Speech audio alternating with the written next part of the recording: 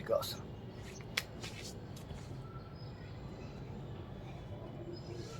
Gap ఇవ్వకూడదు actually. Gap ఇస్తానంటే అవన్నీ మళ్ళీ లేజీకి వెళ్ళిపోతాయి, మళ్ళీ చాలా డిఫరెంట్ బతుకు వచ్చేస్తుంది.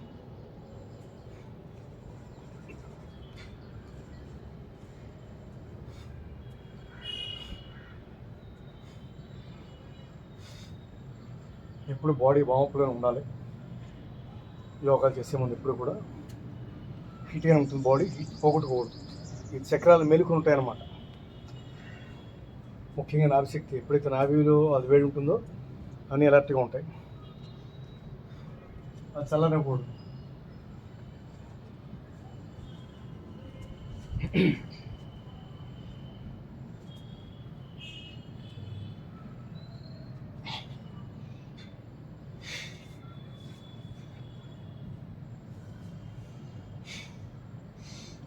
హరే రామ రామ రామ హరే హరే, హరే కృష్ణ కృష్ణ కృష్ణ రాధా కృష్ణ బృందా కృష్ణ భగవాన్ పరమాత్మా కీ జై.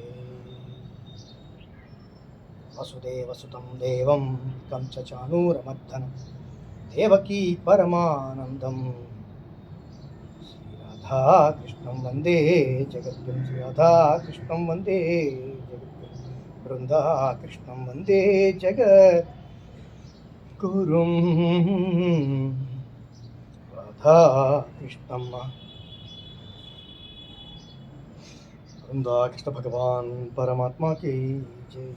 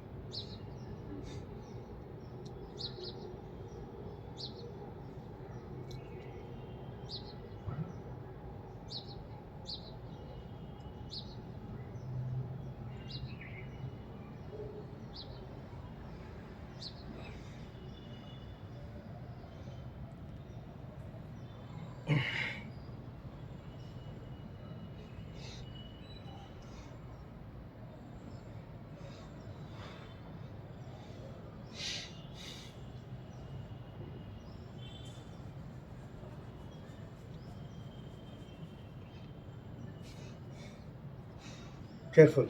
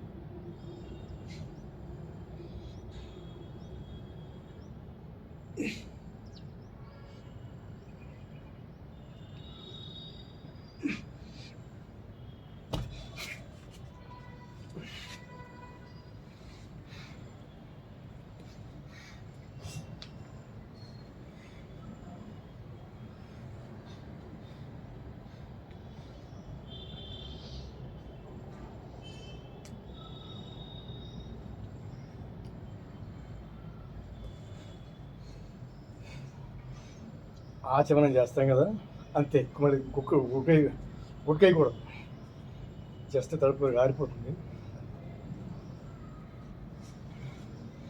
అచ్యుతాయ అనంతాయ గోవింద, అంతే.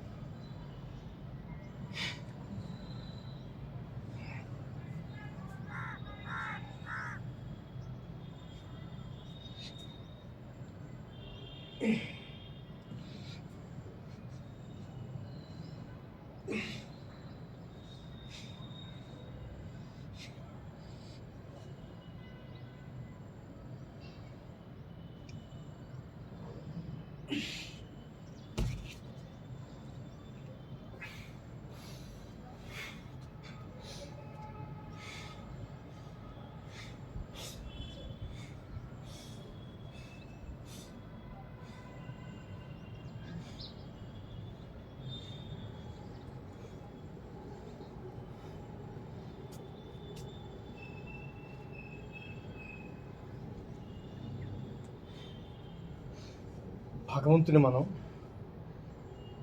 సర్వవేళ ఏమని కోరుకోవాలంటే, ప్రీవియస్ ఆల్రెడీ చెప్పాను, ఎన్నో కోట్ల జన్మ పుణ్య ఫలమే ఈ మానవ జన్మ. అందులోనూ మాంసభక్షణ చేయని జన్మ. దాటుకుంటూ అన్ని అంగాలు, కొందరికి అంగాలు ఉండవు, జ్ఞానం ఉండదు, రకరకాల చెప్పగల ఎవరే చెప్పాలి. సద్బ్రాహ్మణ శ్రీ వైష్ణవ జన్మ నా దుర్లభం. భగవంతుని ఆశ్రయించి ఉంటే ఇదే చివరి జన్మని, నాకు ఏ జన్మలు వద్దు తండ్రి, చాలు. ఇంతటి మహోత్కృష్టమైన బ్రాహ్మణ, ఈ సద్బ్రాహ్మణ, ఈ శ్రీ వైష్ణవ జన్మ, ఈ అంగాల పుష్టి శక్తి ఇవన్నీ ఇచ్చావు కదా, నీకే వినియోగించుకుంటాను, నీకే ఉపయోగపడాలి తండ్రి. ఏ కామ క్రోధ మోహ లోభ మదమచ్చర్యాదుల్లో నన్ను ఇరికించకు, ఆ వలయాలను ఇరికించకు, యోగి జన్మనే ప్రసాదించి నీ దగ్గర ఉంచేసుకో తండ్రి అని శరణ వేడుకుంటూ ఉండాలి. ఇప్పుడు కూడా ఎప్పుడైతే ఆలోచన రాదు, ఆలోచన వచ్చిందనుకో అది పునాదే, సందేహం లేదు. స్మృతి భగవత్పరం, పలికించేది ఆయనే, పలికేది నేనే, పలికించేది ఆయన ఆజ్ఞలని నేనేం చేయలేను. ఇలా ఎప్పుడైతే వేడుకుంటూ ఉన్నామో, శరణ వేడుకుంటూ ఉన్నామో, బాధపడుతూ ఉన్నామో, తండ్రి ఈ బంధాలకు వెళ్ళను, నాకు ఇష్టం లేదు, ఈ కంపు వాసన నాకు వద్దు, అలా వేడుకుంటూ ఉండాలి ఆయన్ని.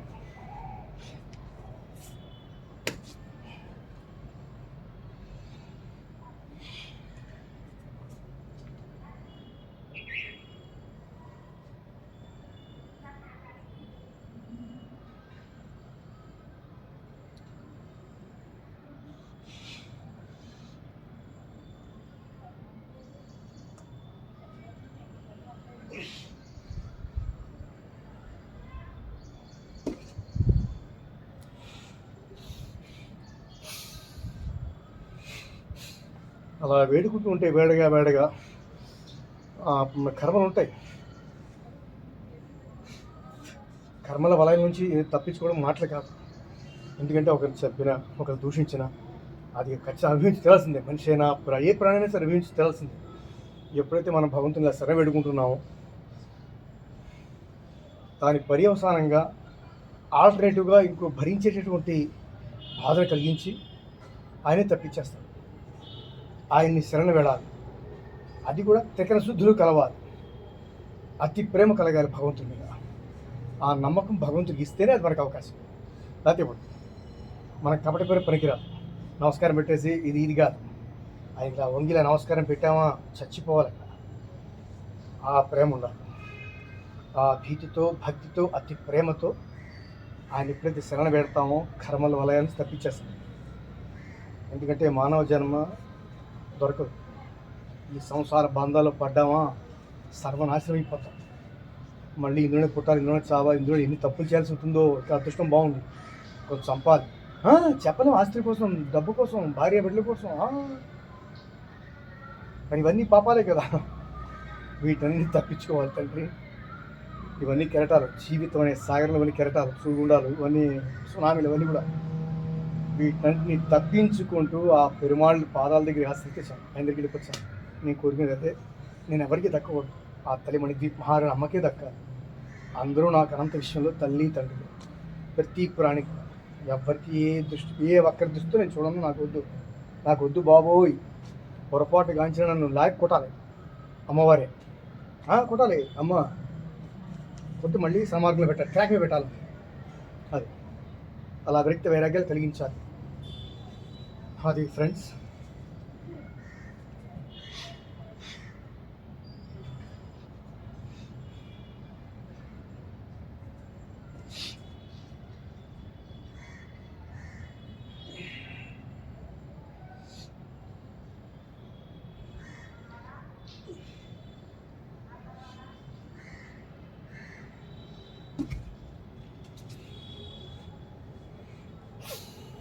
జై శ్రీరామ,